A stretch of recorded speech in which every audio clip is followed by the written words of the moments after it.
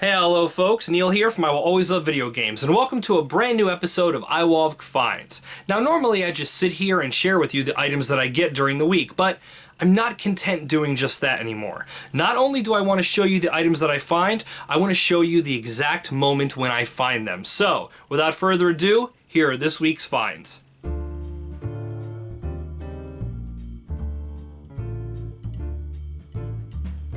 First up, a trip to the flea market. Here's a copy of Rainbow Six for PC as well as the IWALVG expansion. I already have these, but they're more than fairly priced at $1 a piece. This lady is here every week with an insane amount of old action figures and other toys. It's fun to peruse her table to see if there's any random game-related figures. This seems like slim pickings so far. Finally, some decent PS2 games. This seller's here every other week or so. She was selling these for $5 a piece, but I talked her down to $3 each and grabbed Gun and Gauntlet 7 Sorrows, both complete. This is the table where I get the bulk of my flea market finds. You might remember me telling a story in an earlier finds video about how my honesty with this seller netted me a small stack of games for just $2. This time around, I ended up just grabbing a complete copy of Battlefield Bad Company Gold Edition for Xbox 360. Cost $3. Ah, my favorite pawn shop. Lots of PS2 titles, but mostly common stuff at the moment. They have a nice selection of Xbox 360 games, but I always double check them. I was going to grab the Metal Gear Solid HD collection for $5, but it was missing a disc.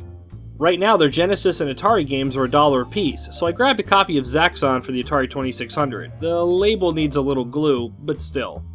I ended up grabbing Rogue Ops, Naruto Ultimate Ninja 3, and Zaxxon for $5 total. Not bad.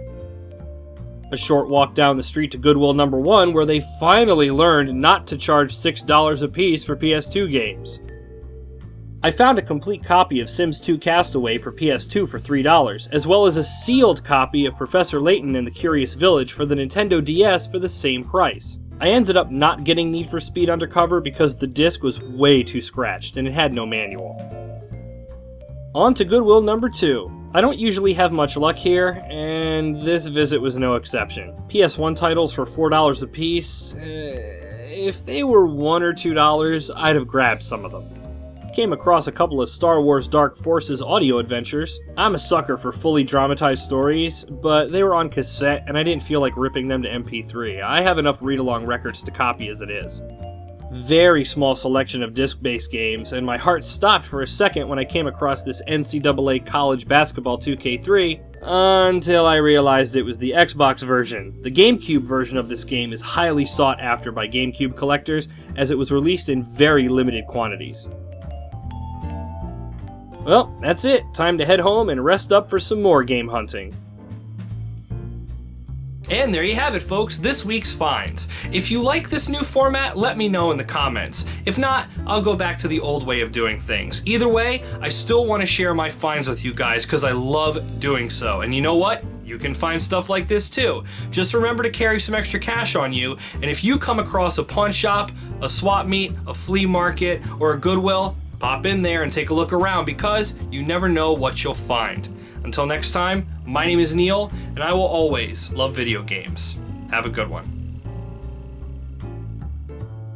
Thank you for watching. If you liked what you saw, go ahead and check out our other videos and subscribe to us as well so you'll know as soon as new videos are available. Also, be sure to follow us on Twitter and check out our Facebook page where we do random Steam game giveaways every week.